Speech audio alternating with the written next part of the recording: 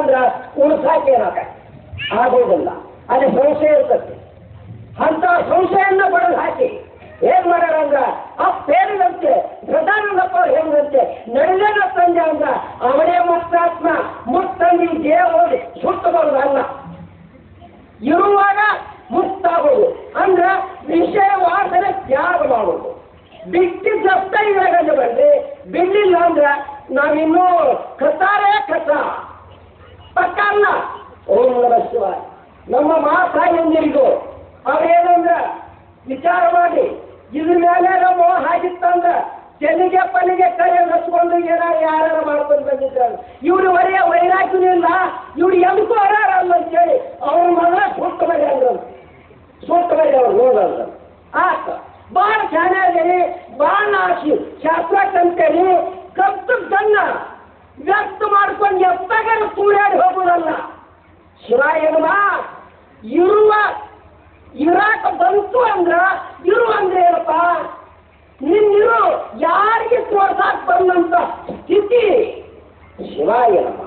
ಅದನ್ನ ನೇರವಾಗಿ ನಮ್ಮಪ್ಪ ಅವ್ರಿಗೆ ಹೆಂಚಿ ಮೇಲೆ ಇದ್ದವರನ್ನ ಹೇಳಾಕ ಬರುದಿಲ್ಲ ಯಪ್ಪ ಅಂತ ಹೇಳಾಕ ಬರುದಿಲ್ಲ. ಹೇಳಿದ್ದೆಲ್ಲ ಸುಳ್ಳ.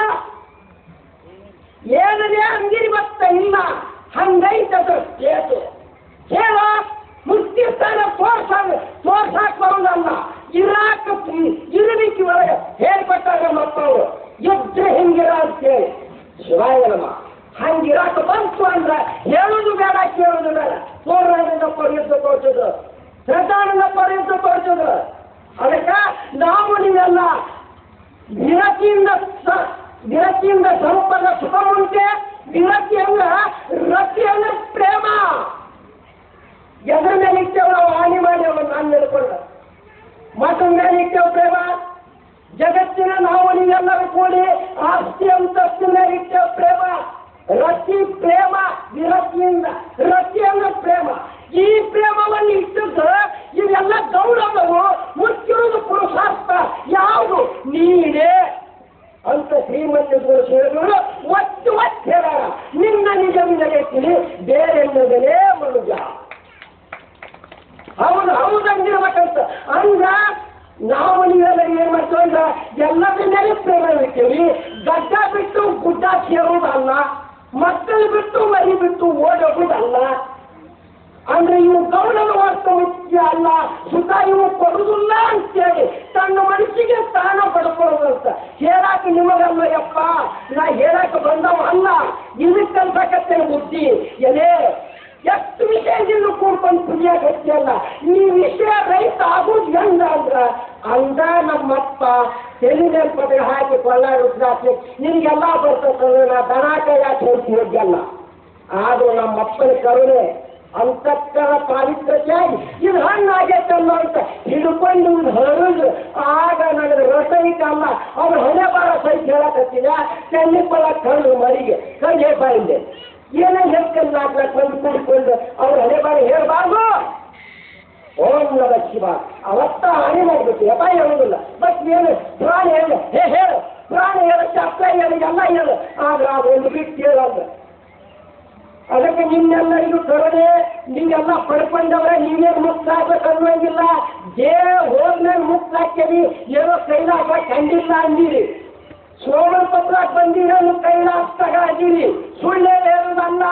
ಶಿವಾಯನಮ ಬಾಳ ಪಪ್ಪಟ ಮಾಡಿ ಹೇಳ್ತಾನಂತೆ. ನನ್ನ ಖುಷಿ ಅನ್ನೋದಂತ ಅಡಬಾಡಿ ಸತ್ಯವಾಗಿ ಅಲ್ಲಿ ಅಂತ ಹೇಳಕತ್ತಂತಂದ್ರೆ ಯಾಕಂದ್ರೆ ವಿಷಯದಿಂದ ಕುದೋನಿಗೆ ಪಾರಮಾರ್ಥ ದೂರ. ಪ್ರಪಂಚದಾಗಿರೋರಿಗೆ ಎಲ್ಲಿ ಪಾರಮಾರ್ಥ. ಅದಕ್ಕೆ ನಾವು ನೀವೆಲ್ಲರೂ ಈ ಕಚ್ಚಿದ ಮಠವಾಗಲಿ ಇವೆಲ್ಲ ಸುಖದ ತಾತ್ಪರ್ಯ ಅಲ್ಲ. ಅವು ಅದರಂತೆ ತೋರ್ತಿರ್ತಾವು.